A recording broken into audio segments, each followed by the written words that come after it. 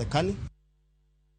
Nyasi mar Dhialo odiochieng' mar Jodongo timore Kisii ka riwruoge makedo ne ratiro mag Oganda medo kwayo piny owacho mondo omed tiyo kodgi mondo otiek wach mathor nek mabende itimo ne jodongo mamedo timore e gwenge ma Kisii kaachiel kod counties makadho wadh Nam Chumbi. Jafwambo marwa Crispin Otieno noyuoro e nyasino kendo miyowa ler mar odiochieng' jodongo e piny mangima.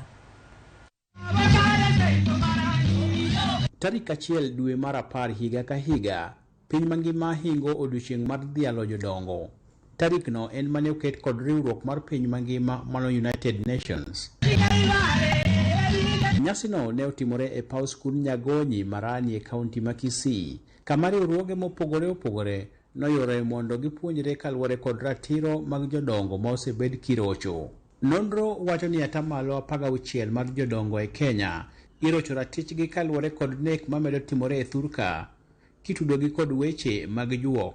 Kwa hivyo tumefika hapa kama wanaoamini kwamba wazee wetu wana heshima zao, wazee wetu kuambatana na tamaduni zetu za Kiafrika ni wa kuheshimika, kuambatana na mafundisho ya dini kama Kikristo anasema mvi ni heshima.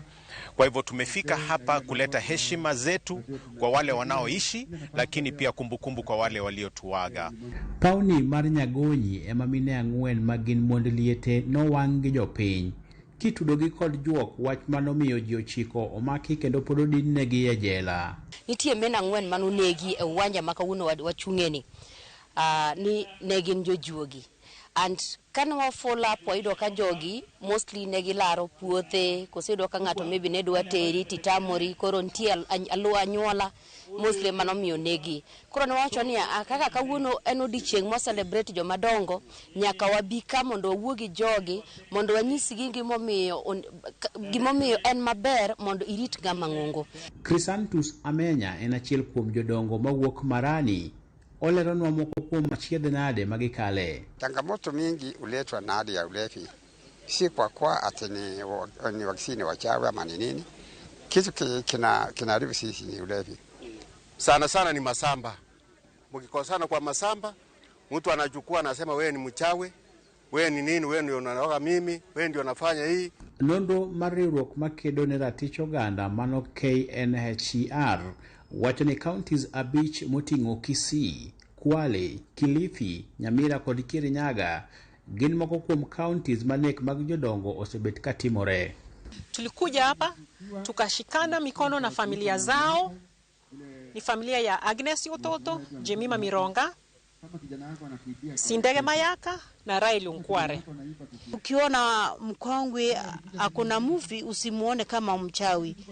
Movie ni heshima, vile wenzangu wamesema, tuwaheshimu. Hata nyinyi vijana wetu mnaelekea kuwa wazee. Mine mahikgi ohingo 65 ema wachore ni igeto ahinya e kinde manek makamano timore. Crispin Otieno, Ramogi TV, Kisii. Erokamano ahinya Crispin Otieno kuom report machalo koda mano. Iwacho ni mi luar luor to kuonde mamoko luar no miyo jodongo wito ngimagi mabende dwaro ni puonj makare kaka ma Crispin